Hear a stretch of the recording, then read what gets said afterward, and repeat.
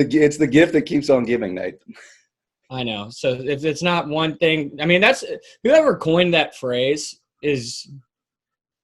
they're my soulmate. What? If it's not one thing, it's another. If it's not, all right, yeah. If it's not one thing, it's another. It's always something. Whoever coined it, they're my soulmate. Oh, well, how are we doing? I feel that on a real personal level. On a real personal level? Yes, on a very personal level, I feel that. That's funny, man. Oh, man, how you doing? I'm good, Ace. How are you doing? Good, man. Alive and kicking. Beard looks good. Looks like you just trimmed it up. Maybe today. Yeah, just gave it a nice little shave yesterday. A nice little shave. So, yep. Yeah, nice lineup right there. It's looking okay. When's yours coming back? I'm hoping to keep it like this. Really? It'll never go back to. Never is a funny word. Yeah, it never is. I don't want it to. I as of right now in my life, it does not need to be like that. Now, however, if I have a daughter one day, and she brings home like a guy, I need to. If that's like the sign of masculinity or whatever, then I guess I'm gonna have to throw on a big old beard. It's for intimidation. For something. Hey, Asa. What's going on, sir? What's your mentality today? We got this. Look, see. So here's the thing. You see who that is? Rob Covington. No, dude. Kobe. Mamba mentality. That said Tennessee State, so I thought it was a pretty good guess. Okay, that was a good guess. Yeah, it says Tennessee State first year experience, but it's no. Look, see, that's Kobe, dude. That's silhouette of Kobe. That's not Rob. Cool. That's cool. Yeah, Mamba mentality over here at Tennessee State, dude. So the football players are back now, and they're full swing into practice. And there's a football locker room right across from the offices, and it smells like football season in here. It smells like football season. I'm sorry, I just jumped. Hazel just knocked me in the gonads. Hey, get out of here. Get out. It's football season. Okay, yeah. So I'm sure it's just sweat. It smells like just sweat everywhere. Just terrible. Yeah. But it's not. I guess it's football season's right around the corner, babe. Yeah, there you go. Hey, so I did say hey earlier because I wanted to get you, but hey, welcome into the Mind of a Coach podcast. This is episode, Asa, do you even know? Episode 48. Wasn't Dwight Howard just 48? For the 76ers? Wasn't he? I don't know. Sounds like a fullback number. Probably would never basketball. We're going to have to Google this one. Let's go ahead and Google it. Yeah, we're going to have to do a lot of Googling with these next numbers coming up. Who did we say with the Sixers? Did I get you when I said hey the first time? You did. I didn't. Yeah, you did get me. He was 39. Dadgummit, he was 39. That is right. 39, 49. 48. Oh, yeah. Sorry. God, you weren't even close, Asa. Well, I mean, look, it's a weird number, man. 39's a weird number. That's just weird. Okay, look, I got. Nazir Muhammad. Don't say it. Oh no, that's not it. That's not. Walt Gilmore. Okay. Walt Gilmore. Do you know who Walt Gilmore is? Nazir Muhammad. No, it's really just Walt. I think it's just Walt. It's literally Walt Gilmore and Nazir Muhammad. I didn't get that. Uh-oh. Could you try again? Did I just get muted? Siri doesn't even know. Anyway, beyond the point, Asa, do you have anything to get off your chest today? Oh, Nate, is this 2 weeks in a row I'm coming up empty? I don't think I have anything, man. I don't think I have anything. This is 2 weeks in a row. But I got something coming. Oh, I got something coming. I really do. I got I'm starting a class soon. My first class that I'm teaching is Tuesday, like a week from yesterday. Which episode are they watching? That's actually my. I've been brainstorming. I think it's going to be more extra credit at the end. Like if they can prove to me that they played the whole episode, like with a screenshot or something that it's been played, and I think it's going to be some extra credit at the end. But it will be incorporated into the course. Anyway, you might as well just have to hit the only way we're going to know for sure is if you subscribe. So yeah, subscription. Yeah, give me a screenshot of the subscription or something like that. So since I'm about to be, put my professor cap on, Ace's got to get this off his chest soon. I have a bit of a history lesson coming. So, oh wow, be on the lookout. Well, I got to get this off my chest then. So let's go ahead and get something off my chest. I don't know why the little bug, the chiggers, why they exist. I don't like. What do they do? They do. I just got chiggers, and it's all on my ankle. It's in my hip. It's all over my legs. It is horrible. I don't So, think I've ever had chiggers. Knock on wood.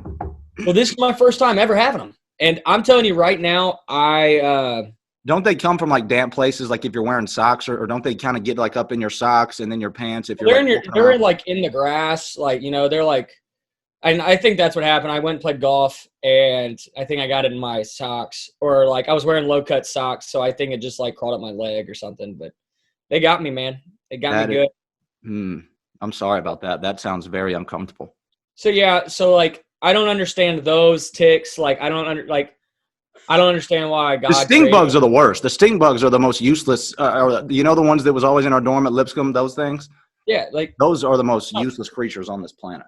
I mean, the chiggers are number two. Like spiders. It's like, oh, why are spiders? But like spiders, like kill flies. Like dude, they kill a lot of stuff. It's like snakes. Like why are there snakes? Well, they kill a lot of. They kill rats and everything. Well, but why are there rats? I hate insects, bugs, little creatures. I hate them. I can't stand them. Yeah, this is totally. We just got way off topic, Nate. Yeah, holy cow! Hey, you ready? Let's do it, man. Now we started. All right, okay. All right, okay. We got Coach Troy Bond joining the show with us today. Coach Bond played at Tennessee State University. He went on to coach at Wilson Central for 14 years, followed by 6 years at Oakland High School in Murfreesboro, before he got the head coaching job at Brentwood High School this past spring.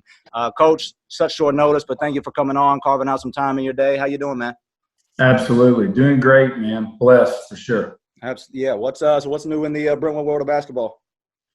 Well, first week of school, so that's a unique challenge anytime you change school systems because it's a whole different way of doing things. But such amazing faculty and administration there at Brentwood makes you feel right at home. It's been a great process. Excited to be a Bruin for sure. Yeah. How you feeling basketball wise?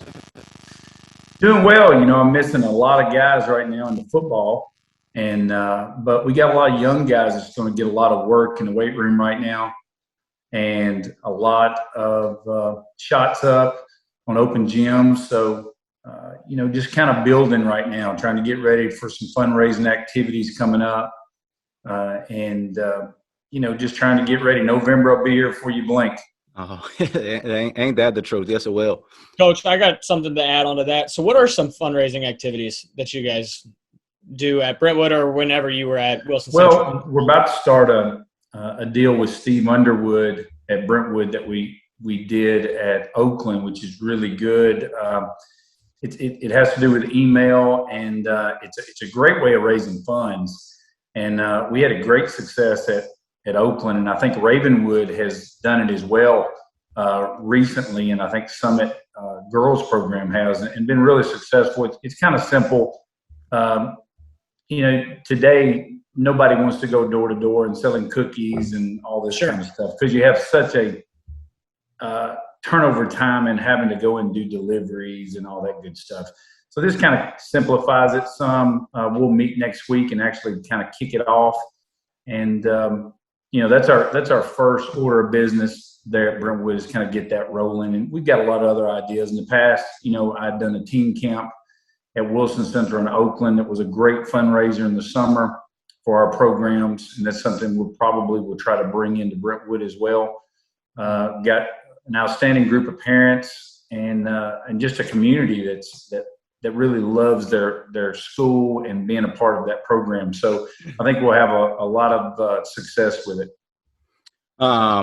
Coach, so I meant to mention this earlier. You have a career record of, it says right here, 405 and 211. What's it like to take over a program like Brentwood? Well, it's exciting, first off, just for the history that's tied to Brentwood. It was kind of like when I went to Oakland, there was a ton of history there to that program. And you love the challenge aspect of can you keep that success going? Can you take it to a new level? Me and Coach King were good friends and kind of kept in touch over the time, had some great battles over the years, and he did such an amazing job there. And then Coach Shirley kind of came in had 2 state tournament teams himself. So it's definitely a challenge, but one of those things. I think if you're a coach and you're a competitor, I mean, you as a player, you're a coach, you know what I'm saying. You love that intensity and that challenge thrown in front of you. You don't want anything easy. So I think it'll be fun just for the history tied to it. And I know a lot about the history of Brentwood, so it's exciting to be a part of that. Certainly. So you talked briefly, you mentioned you hit on player coach. So tell me a little bit about how your playing style translated into your coaching style. Well, it's kind of funny. As a high school player, I was more of an offensive guy. You know, I was an athlete and a guy that, you know, everybody likes to score. I mean, that's kind of the thing. You know, everybody loves to shoot a ball. And then went to college and kind of did the same thing at Columbia State, and then went to TSU and kind of became more of a defensive guy. Just kind of transitioned a little bit, kind of fell in love with that aspect. And then when I started coaching, just kind of, it became more my personality. I was kind of aggressive on the floor. I like getting after you. I like pushing the basketball. And so when I was an assistant at Lebanon, we'd had 3 state tournament teams. And then I got the opportunity to go to Wilson Central to start that program. And when I started that was the biggest element I wanted to start with. I wanted to really focus on the foundation of defense. And I really like zones and a lot of matchups. I like trapping. I like making the game where I want to dictate the pace. And so kind of established that at Wilson Central. I think we kind of got noted for that. And then went to Oakland and kind of implemented the same thing and was blessed with, you know, 2 state tournament teams there and some great teams as well. So really, it kind of developed. I think came more about my personality than anything else. And you know, and the thing about it too, and Asa was a great shooter. You know, you guys are great players. There's going to be nights you don't shoot the basketball very well. You can always play defense, and you can do that every night. And so we're going to get after you and try to dictate the pace that way because we know we can do that every night. And so that's kind of my mentality. And by no means do I not want to, you know, play offense in a sense. We really get a lot of transition points. We probably scored 35% of our points at Oakland and Wilson Central at transition. And that was purely going back to defensive end. Yeah. Okay. Well, Coach, let's talk about your playing style and your playing career and kind of how that came about. So you obviously, I mentioned earlier, you played at Tennessee State. I'm going on my 3rd season here. I got so many questions. I want to know everything about your experience at TSU, from how you got there, what it was like while you were there, and kind of just what it meant to you and what you took from the place and your overall experience. With TSU, I got recruited by Ron Abernathy, which he came from LSU. Had signed Shaq and Chris Jackson and, you know, Stanley Roberts, all those guys. It was so good at LSU. And, you know, he just kind of sold me on the concept of what he wanted to bring to TSU. And I'd had some friends that played at TSU. Robert Neely, that was an all-OVC player there. Some other guys, Victor Fraley and Joe Marion. And there's a lot of people, Clay Scott, all these different people that were tied into TSU. And so just the idea of being able to stay close to home, you know, Bertie Sales was the coach at Shelby State at the time, which is now Southwest. And a guy by the name of Jerry Dover that ran all the parks and rec in Shelby County is how Coach Abernathy actually found out about me. And they said, hey, this guy I think could fit into what you're wanting to do.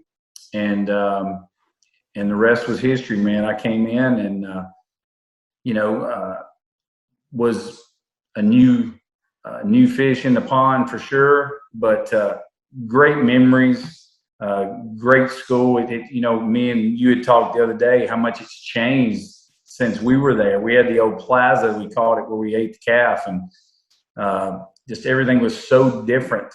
I see, you know, Keene was sitting there just kind of more or less boarded up, falling apart. Yeah. And now they've got Keene, great student center, and you could go down John Merritt and go all the way out to the prison.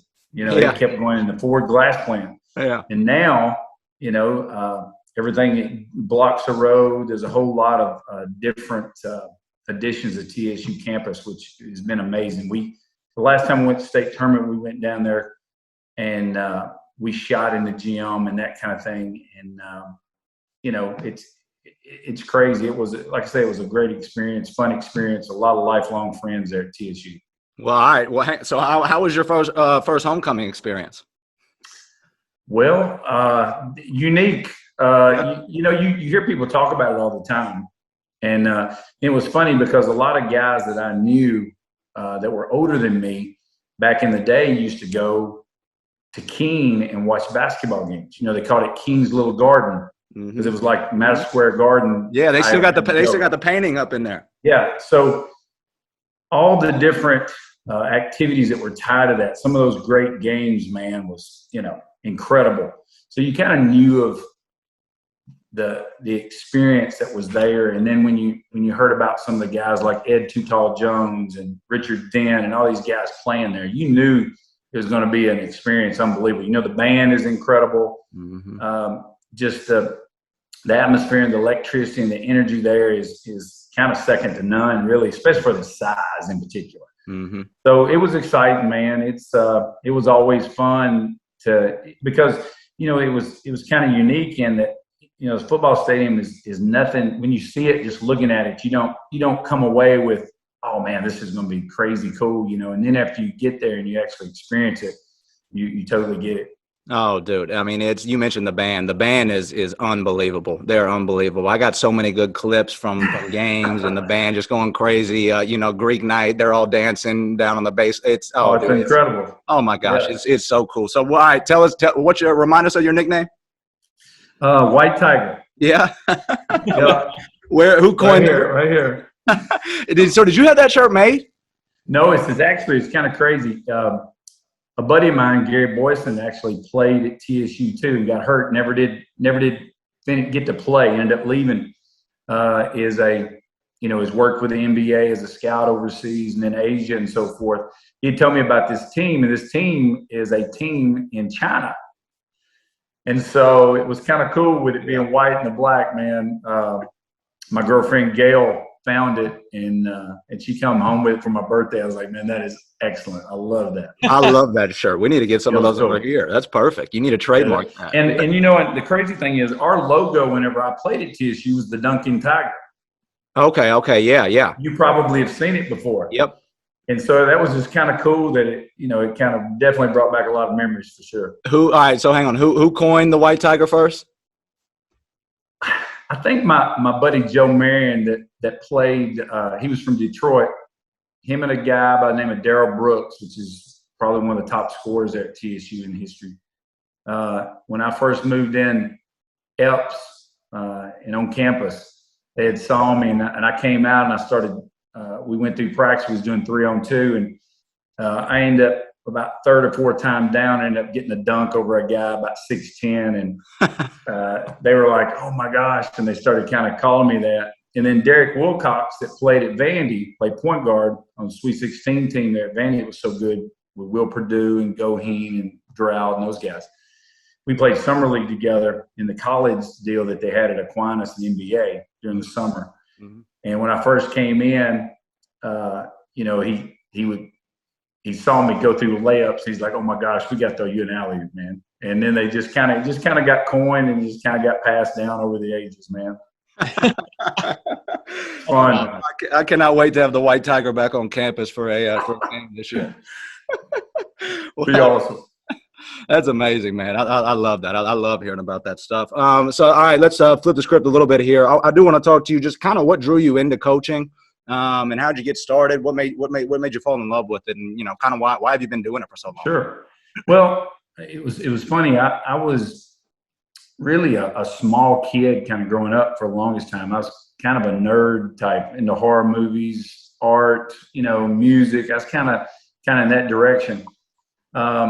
My mom had remarried, and she remarried a guy that was an assistant coach at Lebanon Girls.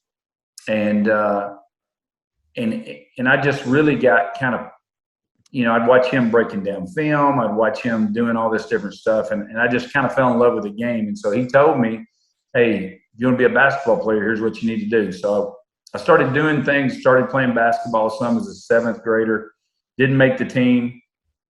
Came out as an 8th grader, didn't make the team, and was really kind of distraught about it. And then 2 guys ended up getting kicked off the team, and me and another guy ended up getting put on. So my whole equivalent of my middle school career was 1 point.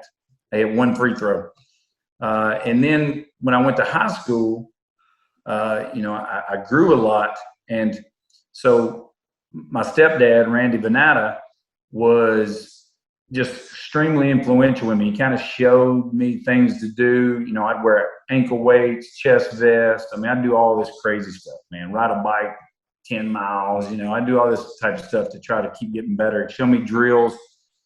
And the cool thing about it, I really didn't have any bad habits because I never really had played in any form or fashion. Mm-hmm. So he just showed me a lot of different fundamentals, a lot of simple things, and just kind of fell in love with the game. And then when I played it, I was blessed to get scholarships and be able to take care of my college for me. And, I just kind of got drawn to it. I love kids. I love teaching the game, love participating in the game. And it just seemed like a calling. I think some people you get a calling for what you do. And when I was there at TSU, it was funny. The FBI came in and tried to recruit me to go in with there because I was a big history student there and all this different stuff. And here I'm a physically fit guy. And there was all kind of avenues getting thrown different ways. But that was where my love was. That's where I really thought I would be able to prosper and really make a difference in people. Mm-hmm. So just the opportunity kind of stepped out. Lebanon High School. Well, first off, Lewis Connor down at Columbia State offered me a position as assistant coach, and very little money, but was able to live in the dorms there, be able to eat, kind of take care of myself. Young kid, you know how it is, man. You can live on a lot less than what you can if you grow up. Mm-hmm. And then Lebanon High School came in with an assistant position, Randall Hutto, which is the county mayor now in Wilson County, and offered me an assistant job, and I got involved and went from there. So hang on, Nate, real quick. Nate, I know you got one. Go ahead, Nate. I'm sorry. Go ahead. No, you're fine. I was just going to ask, so why'd you choose high school over college? Well, doing the college thing was cool, but the idea of being on the road so much, I thought would be tough. And I knew I wanted to have a family. I knew I wanted to have kids. And just the idea of being gone so much, I thought was going to be tough. And, and when I got in the high school realm of it, there's no atmosphere like that high school experience, I think. Even now, you can go to wherever, you can go to Rupp Arena, and it's huge and it's massive and it's unbelievable. But that high school experience, they're right there. It's just that feeling you get. It's kind of second to none, especially in big ball games. You get the opportunity playing some huge games, and you remember those the rest of your life. It just seemed more me. College game I loved, and the concept of recruiting and stuff I loved. Recruited some great players there to Columbia State that I enjoyed that process. But it just felt like I was able to make more of a difference at the high school level as opposed to college level, to be honest with you. Gotcha. Yeah, it gets said on this podcast all the time how memorable and just, how much those games in high school stick out with you. Sometimes, oftentimes more than a college game. And not that the college games don't. It's just there's something different about a high school game that is I don't know. It's different. And you're right. And you can't Absolutely. Find it. It's hard to replace. So hang on. I guess I didn't realize this. You started the program at Wilson Central. Yes, sir. Yeah. Yes, sir. Started 2001 from scratch. It came from Lebanon, which Lebanon had, we'd had a really good tradition. We'd had 3 state tournament teams there in that 8-year run. We came into Wilson Central being started, and Wilson Central was going to be primarily pulling from Mount Juliet area. Okay. Well, Mount Juliet had never had a state tournament team in its entire history. They had a couple of sub-state teams, but never made it to a state tournament. And so a lot of people kind of was like, you're not going to have a lot of Lebanon kids. It's a different animal for you. Sure, you want to do this? And it was a huge challenge, no doubt. But I was up for it. I loved it. I had a great staff coming in. had a lot of energy. Brand new school, first brand new school in a high school level in Wilson County, and I guess ever, in a sense, and just loved that opportunity, and was blessed with some really good teams. I mean, when I left there, we had 4 state tournament teams. And I think Mount Juliet, even at that time, had not had one yet. And I think since we went to Oakland, I think Mount Juliet's had 2 now.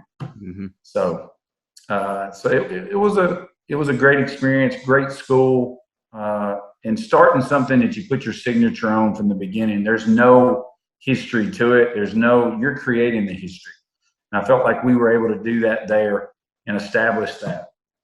So how do you establish that, I guess, because by the end of your time there, I mean, y'all had it rolling. We played against y'all a number of times. I mean, you had some talent in there. Y'all had it absolutely rolling. I'm sure there's some patience and, obviously consistency. There's got to be some ups and downs along the way. Sure. But sticking with it. Yeah. And when you're going in, being a young guy, I was 9 years out of school, but when you're starting a program and, there's just so many factors involved in what you're doing. First off, you're trying to put together, and I'm sure Brentwood High School went through this when it was established from Franklin, is you're bringing Lebanon and Mount Juliet kids together, which were bitter rivals.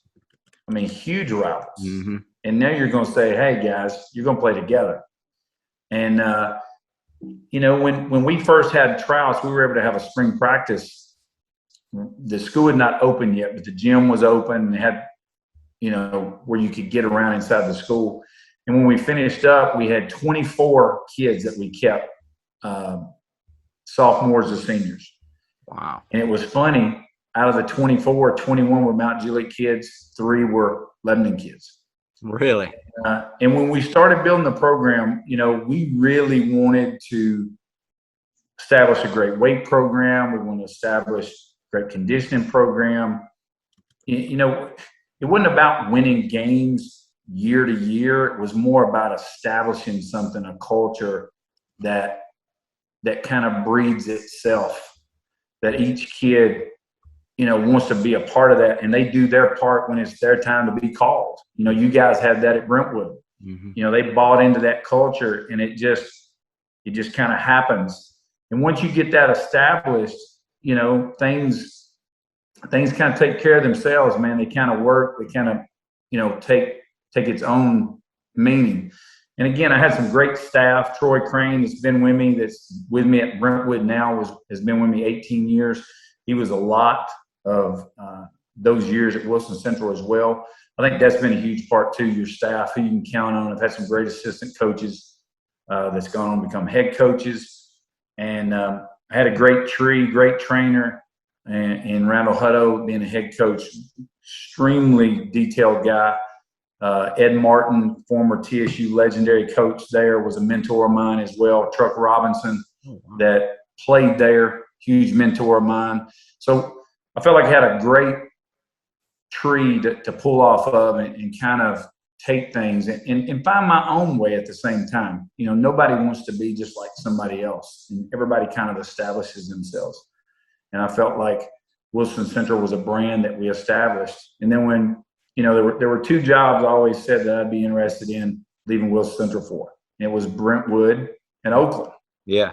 And it's crazy. Oakland came calling, Bill Spurlock, which is now director of schools for Rutherford County, and me and Randy King, that was the legendary coach there, that I think had 5 state tournaments when he was there. That whole demeanor, again, very similar to Brentwood, just such a rich history there, and such a challenge. And I wanted to take that opportunity. And the same thing happened when Brentwood this time. You got an outstanding administration there. Mr. Kydell is a rock star when it comes to administration throughout. You talk to anybody, they'll tell you that. From a coach's perspective, that's the type of guy you want to work for. Joe Blair is outstanding athletic director there. And just the school itself, the culture that's already there, is just incredible, and really was really kind of drew me in that situation. I'd moved to Brentwood in November, was already in the area. I mean, it was a blessing, to be honest with you. Worked out perfect. Yeah, absolutely. Yeah. Absolutely. Okay. One quick question. What would you tell your younger self coaching the biggest lesson that you've learned?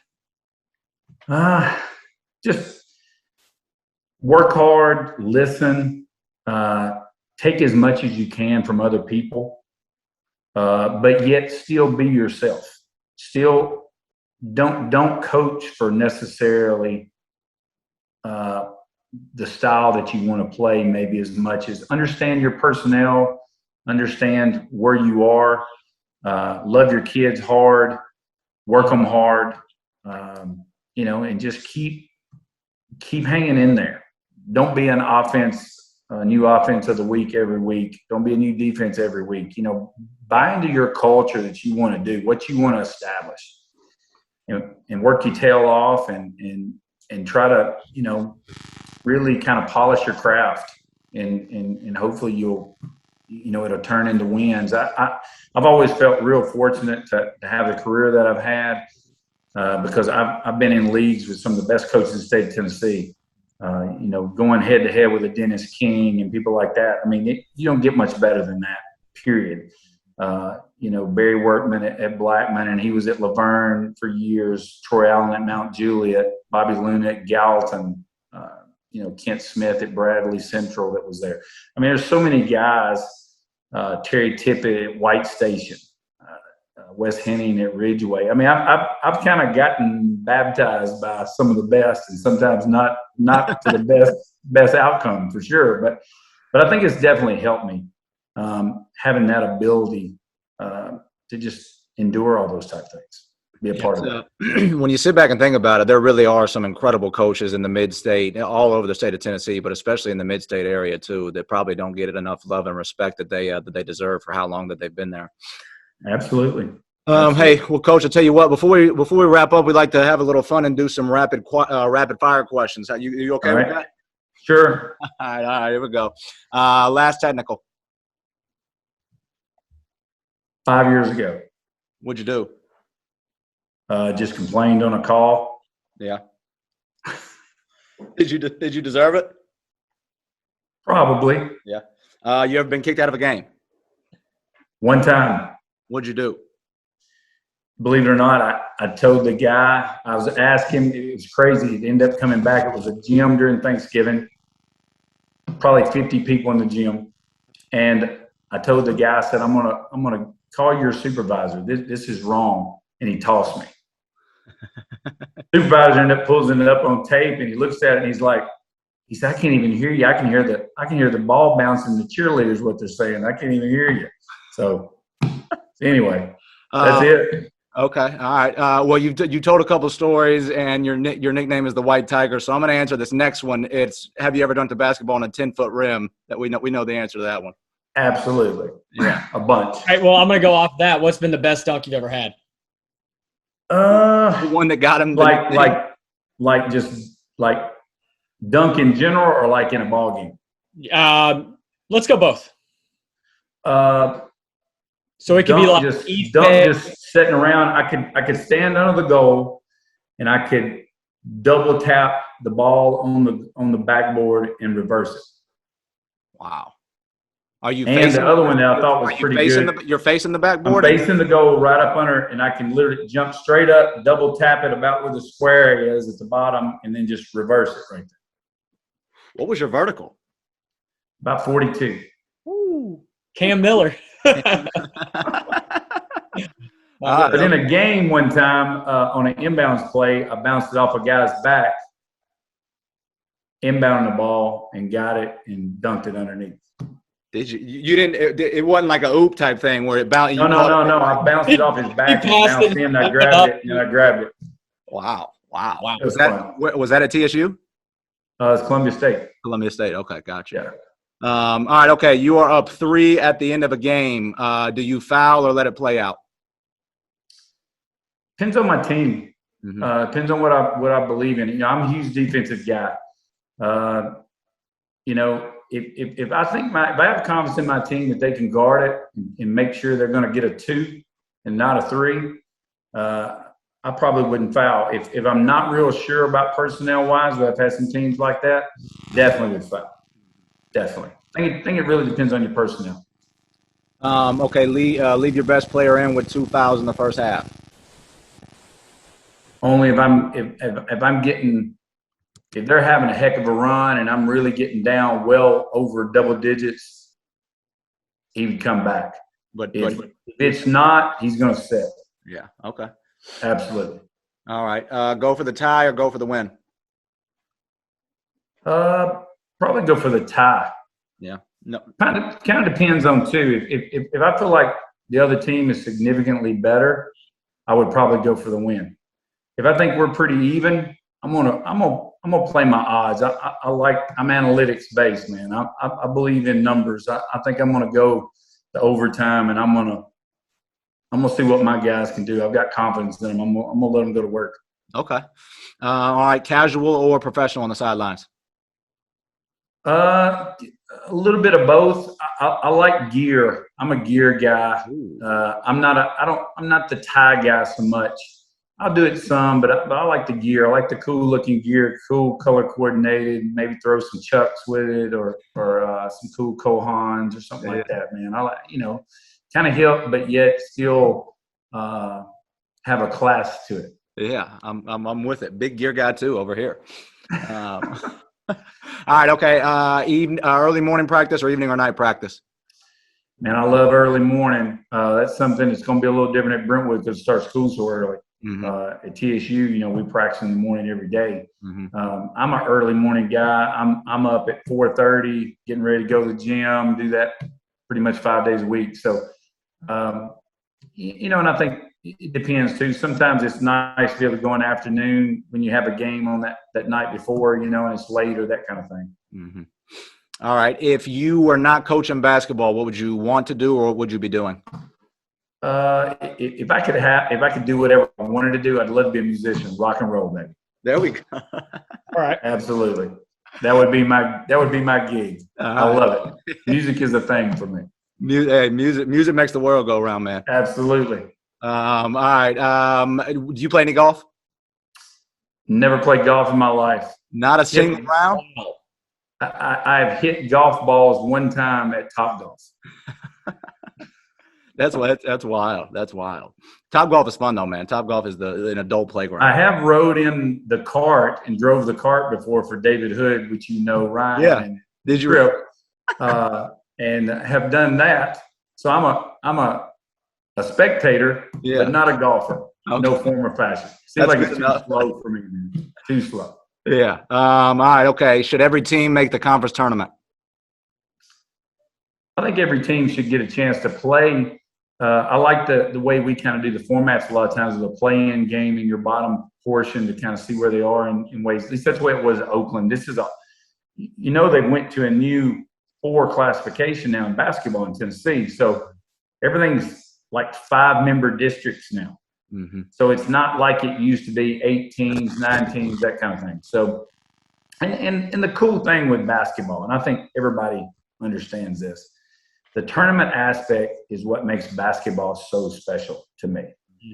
You take football, playoffs, championship. I mean, for the most part, the best team wins most every time. Mm-hmm. Take the NCAA tournament, somebody's going home. Mm-hmm. That's not supposed to be going home. And if they played 10 times, probably win 9 or 8 out of the 10. Mm-hmm. But that's what makes that so special. So I think if you take someone giving them that opportunity, a little quick story. My principal in high school, W.A. Wright, late W.A. Wright, became the superintendent of schools, played for Donaldson High School, and they had like a single-digit record and won the state championship in basketball. Oh, wow. Yeah, instead of Tennessee. Wow. Yeah. That's crazy. The state of Tennessee. So you never know, and they may have 5 guys that were hurt all year and all of a sudden they decided to play, but it's still the point, that specialness of a tournament scenario, I think, makes basketball incredible. Yeah, certainly. All right, just go ahead and tell me why Jordan is greater than LeBron. Competitiveness, man. He's got the drive. He's got the kill switch. He is the guy. He's the GOAT. He has got the drive and the competitiveness like no other. Kobe's probably the second closest to that, but I mean, he's the hunter. He's never the hunted. He is the guy. No doubt. I'd take him all day over anybody. So normally what I ask right there is LeBron or Jordan, but since everybody says Jordan and scoffs at me, I'm going to start just asking why. Just tell me why. Yeah, I just think that, he's just got that it about him. It's like Tom Brady. You compare Tom Brady to other quarterbacks, they could throw it faster, harder, more athletic. Who are you going to take? When that ball's in his hand, you got a chance to win. You do. No matter what. Absolutely. Yep. So last rapid fire question. All right. For anybody that hasn't seen you, what do your workouts look like? My goodness. It had to be asked. They're intense. I do usually body parts for 2 different segments a week.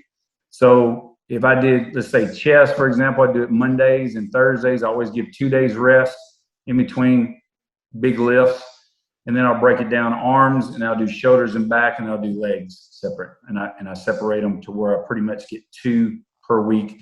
Probably the one that I usually get 1 more is legs, but I try to incorporate a little bit of legs in everything I do, and core every day.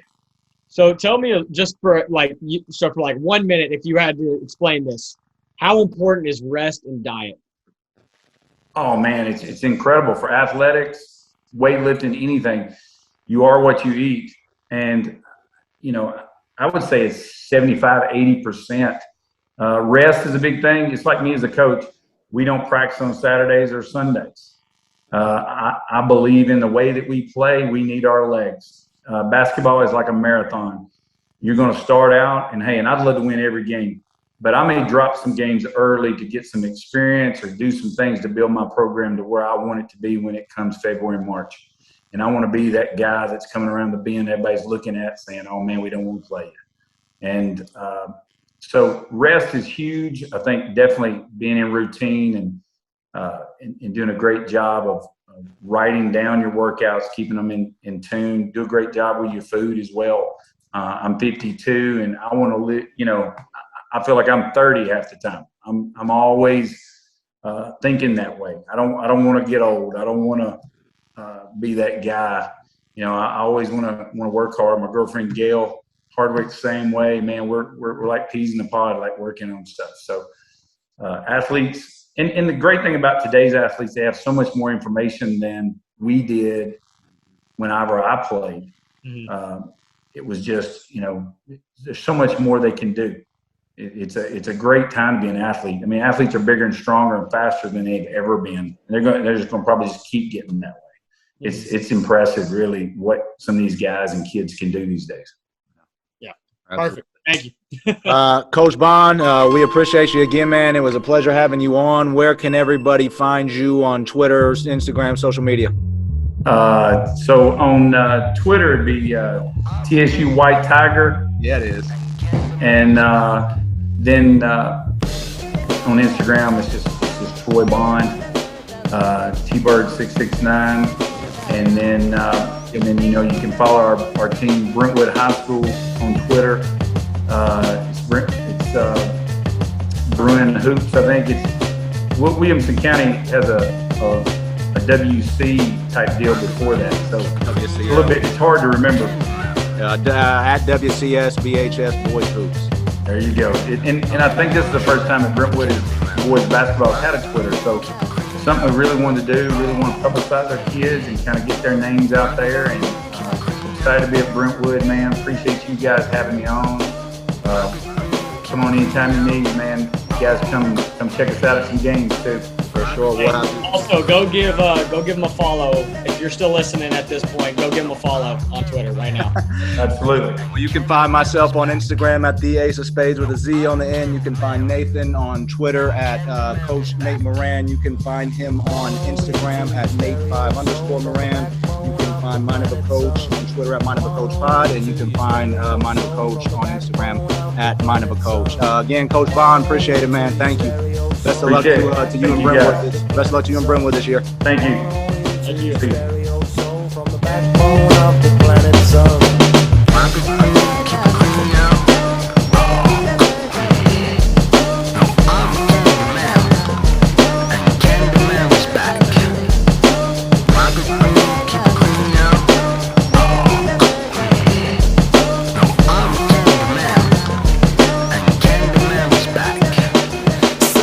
pillars of the Dharma, good people get down. Free candy for the masses.